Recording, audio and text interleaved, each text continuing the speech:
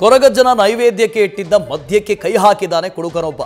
ಉಡುಪಿಯ ನೆಲ್ಲಿಕಟ್ಟೆಯ ದೈವಗಳ ಸನ್ನಿಧಿಯಲ್ಲಿ ಈ ಘಟನೆ ಆಗಿದೆ. ವಾರ್ಷಿಕ ನೇಮೋತ್ಸವದ ವೇಳೆ ನೂರಾರು ಜನ ಭಕ್ತರಿದ್ದರು. ಈ ವೇಳೆ ನೈವೇದ್ಯಕ್ಕೆ ಅಂತ ಮದ್ಯದ ಬಾಟಲ್ಗಳನ್ನು ಇಡ್ತಾರೆ. ಅದರ ಮೇಲೆ ಈ ಕುಡುಕನ ಕಣ್ಣು ಬಿದ್ದಿದೆ. ಈ ವೇಳೆ ಕುಡುಕನನ್ನ ಲಾಕ್ ಮಾಡಿದ್ದಾರೆ. ದೇಗುಲದ ಸಿಬ್ಬಂದಿ ಧರ್ಮದೇಟು ನೀಡಿದ್ದಾರೆ. ಕುಡುಕನನ್ನ ಹೊರ ಹಾಕಿದ್ದಾರೆ. ಈ ಹಿಂದೆಯೂ ಕೂಡ ಹಲವು ಕಡೆಗಳಲ್ಲಿ ಕಳ್ಳತನ ಮಾಡಿದಂತೆ ಈ ವ್ಯಕ್ತಿ.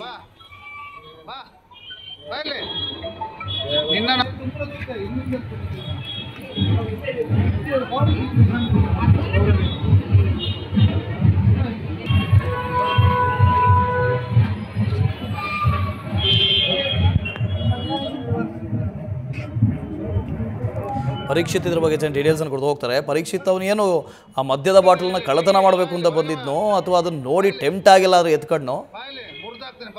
ವಾಸುದೇವ್, ಈ ವ್ಯಕ್ತಿ ಏನಿದ್ದಾನೆ ಮದ್ಯ ವ್ಯಸನಿ, ಆತ ಇಂಥದೇ ಅಲ್ಲಲ್ಲಿ ಭಿಕ್ಷೆ ಬೇಡಿ ಮದ್ಯಕ್ಕಾಗಿ ಭಿಕ್ಷೆ ಬೇಡ್ತಾ ಇರ್ತದೆ. ಜೊತೆಗೆ ಇಂಥ ದೈವಸ್ಥಾನಗಳಲ್ಲಿ ಕೊರಗಜ್ಜ ಏನು ಸನ್ನಿಧಿ ಇರುತ್ತೆ, ಅಲ್ಲಿ ಇಟ್ಟಂತಹ ಮದ್ಯವನ್ನ ಕದಿಯುವಂತ ಚಾಳಿಯನ್ನ ಬೆಳೆಸಿಟ್ಕೊಂಡಿರ್ತಾನೆ. ಯಾಕಂದ್ರೆ ಅಲ್ಲಿ ಇದ್ದಂತ ಸಾರ್ವಜನಿಕರು ಇದನ್ನ ಬಹಳಷ್ಟು ಸಮಯದಿಂದ ಅಬ್ಸರ್ವ್ ಮಾಡ್ತಾ ಇದ್ರು. ಹಿಂದೇನು ಕೂಡ ಬಹಳಷ್ಟು ಇಂತಹ ನಗರದ ಹೃದಯ ಭಾಗದಲ್ಲಿರುವಂತಹ ಬಹಳಷ್ಟು ದೇವಸ್ಥಾನಗಳಲ್ಲಿ ಇರುವಂತಹ ಕೊರಗಜ್ಜ ಏನು ಸನ್ನಿಧಿ, ಅಲ್ಲಿ ಇಟ್ಟಂತ ಮದ್ಯವನ್ನು ಈತ ಕದೀತಾ ಇದ್ದ. ಆದ್ರೆ ಇವತ್ತು ಏನು ನೇಮೋತ್ಸವದ ಸಂದರ್ಭದಲ್ಲಿ ಏನು ಬಹಳಷ್ಟು ಜನ ಬಂದಿರ್ತಾರೆ ಆ ದೇವಸ್ಥಾನಕ್ಕೆ.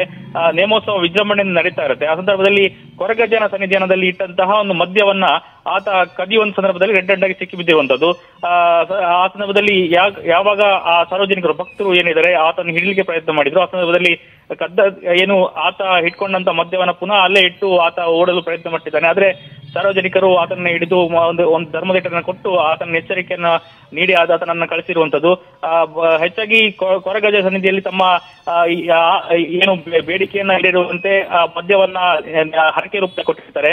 ನೈವೇದ್ಯವನ್ನಕ್ಕಾಗಿ ಆ ಮದ್ಯವನ್ನ ಅಲ್ಲಿ ಇಟ್ಟಿರ್ತಾರೆ. ಬಹಳಷ್ಟು ಭಕ್ತಿಯಿಂದ ಮತ್ತು ಭಯ ಭಕ್ತಿಯಿಂದ ಆತ ಕೊರಗಜ್ಜನ ಸನ್ನಿಧಿಯಲ್ಲಿ ನಡೆದುಕೊಳ್ಳುವಂಥದ್ದು. ಕರಾವಳಿ ಭಾಗದ ಜನರು ಬಹಳಷ್ಟು ಭಕ್ತಿಯಿಂದ ಕೊರಗಜ್ಜ ನಂಬ್ತಾರೆ. ಆದ್ರೆ ಈ ಸಂದರ್ಭದಲ್ಲಿ ಈತ ಏನು ಮದ್ಯ ವ್ಯಸನಿ ಬಂದು ಈತನ ಮದ್ಯವನ್ನ ಕದಿಯುವಂತದ್ದು ಬಹಳಷ್ಟು ಆಕ್ರೋಶಕ್ಕೆ ಕಾರಣವಾಗಿದೆ. ಈತನ ಮೇಲೆ ಬಹಳಷ್ಟು ನಿಗಾ ಇಡಬೇಕು ಅನ್ನೋ ನಿಟ್ಟಿನಲ್ಲಿ ಭಕ್ತರು ಏನು ಒತ್ತಾಯವನ್ನ ಮಾಡಿರುವಂತದ್ದು. Vasudev, okay, thank you Parikshit. News first ನಿರ್ಭೀತಿಯಿಂದ ನಿಮ್ಮ ಪರವಾಗಿ.